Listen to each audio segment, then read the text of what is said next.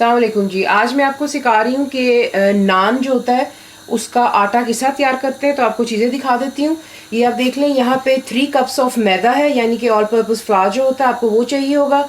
अगर आप ज़्यादा बनाना चाहते हैं तो ऑब्वियसली आपको हर चीज़ की क्वांटिटी ज़्यादा करनी होगी। अगर आपने 3 से 6 कप करने हैं वो आपकी मर्ज़ी, लेकिन मैं आज आपको दिखा रही हूँ कि ये 3 कप मैदे के हैं। यहाँ आप देख लें, बोल में आपको पानी की ज़रूरत होगी 3/4 कप ऑफ वाटर, और ठंडा पानी आप इस्तेमाल नहीं करेंगे, आपको लूक वार्म वाटर की ज़रूरत होगी। And then you need 1 teaspoon आपको नमक की चाहिए, 1 टीस्पून आपको यीस्ट चाहिए। इंस्टेंट ईस्ट भी मिलता है और एक होता है जैसे फास्ट ईस्ट कहते हैं। अगर आप फास्ट ईस्ट इस्तेमाल कर रहे हैं तो फिर आपको जो मैं प्रोसेस अभी दिखाऊंगी वो करने की ज़रूरत नहीं होती, आपने सब कुछ इकट्ठे ही मैदे में डालना होता है। लेकिन ये सिर्फ इंस्टेंट ईस्ट नहीं है, तो इसलिए मुझे इसको पानी में इस्तेमाल करना होगा। सो 1 नमक की आपको टीस्पून चाहिए, 1 टीस्पून ईस्ट की, 1 टीस्पून आपको चाहिए शुगर का, और पिंच और सो आपको चाहिए बेकिंग सोडा के लिए। ठीक है जी। अब आपको दिखा देती हूँ कि नेक्स्ट आपने क्या करना है।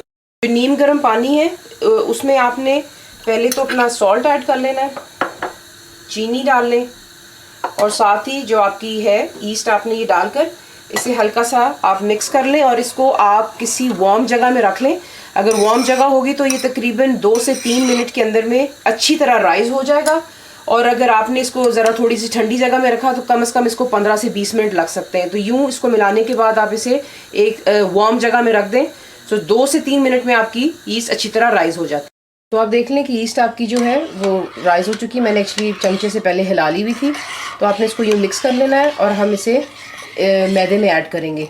लेकिन सॉरी, मैं आपको बिगिनिंग में ये बताना भूल गई थी कि आपको 2.5 टेबल स्पून ऑफ योगर्ट की भी ज़रूरत होगी, यानी दही, और 2 टेबल स्पून आपको ऑयल भी चाहिए होगा। तो मैं आपको दोबारा just to make it sure कि आप सही चीज़ों को लिख लें, मैं आपको फिर बता देती हूँ कि मैदा 3 कप आपको चाहिए, पानी आपको 3/4 कप चाहिए, ऑयल 2 टेबल स्पून चाहिए, yogurt 2.5 tablespoon, sugar 1 teaspoon, salt 1 teaspoon, baking soda pinch और सो, ईस्ट आपको चाहिए 1 टीस्पून। और आपने करना यही है कि पानी में आपने चीनी, ईस्ट और नमक मिलाकर वार्म जगह पे रख लेना ताकि ईस्ट आपकी उठ जाए, और फिर आप इसको स्ट्रेट में मैदे में डाल सकते हैं। अब यहाँ पे आप देख लें, ये मैदा रखा हुआ मैंने।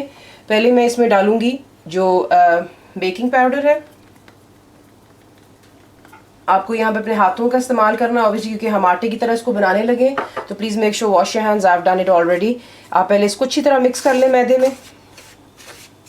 इसे मिक्स करने के बाद आपने इसमें ऑयल डाल लेना है, जो 2 टेबल स्पून मैंने आपसे कहा है। इसको भी मिक्स कर लें। अब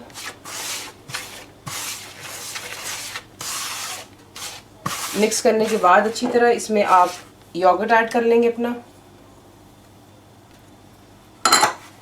और इसे भी मिक्स करें अच्छी तरह। पहले योगर्ट को अच्छी तरह मिक्स करने के बाद आप देख सकते हैं कि इसका क्रम्बल सा बन जाता है। यहाँ पर आपने जो हमारा ईस्ट, शुगर और सॉल्ट का जो लिक्विड है ये इसमें आपने डालकर आहिस्ता आहिस्ता आपने इसे गूंद लेना। वैसे इसको गूंदने का तो नहीं होता, आपने मेक श्योर करना है कि जितना भी मैदा ये इकट्ठा हो जाए, और बस इतना ही करना होता है। इसमें ज़्यादा गूंदने का काम बिल्कुल नहीं होता है। तो आपने इसको यूँ मिक्स कर लेना।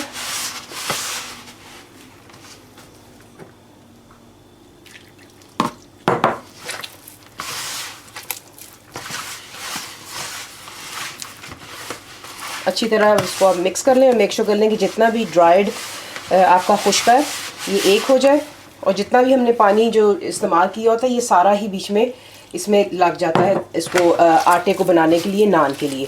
तो इसे अच्छी तरह मिक्स कर लेते हैं। पहले हम देख लें, इसको अच्छी तरह मिक्स कर लिया हुआ है, और जो आटा है आपका कुछ यूँ दिखना चाहिए।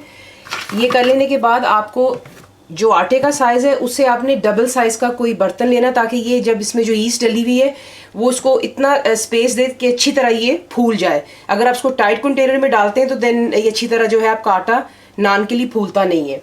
तो आप देख सकते हैं कि यहाँ पे मैंने इसमें ऑलरेडी थोड़ा सा तेल लगा लिया है ताकि इसके साथ ये चिपके ना। इसको हम यहाँ से थोड़ा सा हाथ पे तेल लगा लें, और ये जो आपका नान का डो है हम इसमें डाल देंगे। मैं आपको दिखा देती हूँ कि अभी इसने कितनी जगह कवर की हुई है, और जब ये फूल जाता है तो लिटरली 3 साइज जो है इसके ज़्यादा हो जाते हैं। तो जो 3 कप मैदा है इससे इजीली आपके तकरीबन 6 नान बन जाते हैं, लेकिन वो भी डिपेंड करता है आप क्या साइज़ इस्तेमाल कर रहे हैं। अब मैं इसको कवर करने लगी हूँ और कवर करके मैंने इसको किसी वार्म जगह पे रख देना है।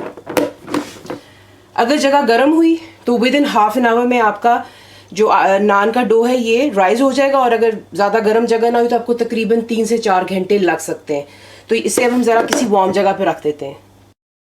मैं आपको दिखाने लगी हूँ कि ये देखें इसका साइज़ पहले कितना था, अब ये कितना ज़्यादा, मैंने आपसे कहा था कि 3 गुना ज़्यादा हो जाता है, क्योंकि मुझे एक्चुअली लगे हैं इसको आटे को वेट करने के लिए ये राइज हो जाए, मुझे 1.5 घंटा लगा है। बिकॉज आपको पता है आजकल विंटर्स है और आप कहीं भी इसको रखने की कोशिश करें तो जगह ठंडी होती है, तो मुझे 1.5 घंटा लगा है, शायद आपको भी इतना ही लगे। गर्मियों में जल्दी राइज हो जाता है। बहरहाल इस तरीके से आप डो बनाते हैं। ये करने के बाद आपने थोड़ा सा अपने हाथ पे ऑयल लगाना है और इसको साइडों से आप देख लें ये नीचे चिपक सा जाता है, लेकिन ज़्यादा नहीं होगा, डोंट वरी। ये आप देख लें, आपने इसको यूँ हाथों से आप कर लें और ये रहा जी आपका नान का डो। तो आप ज़रूर ट्राई कीजिएगा और नेक्स्ट मेरी वीडियो प्लीज़ ज़रूर देखिए जिसमें मैं आपको सिखाऊंगी कि नान किस तरह बनते हैं।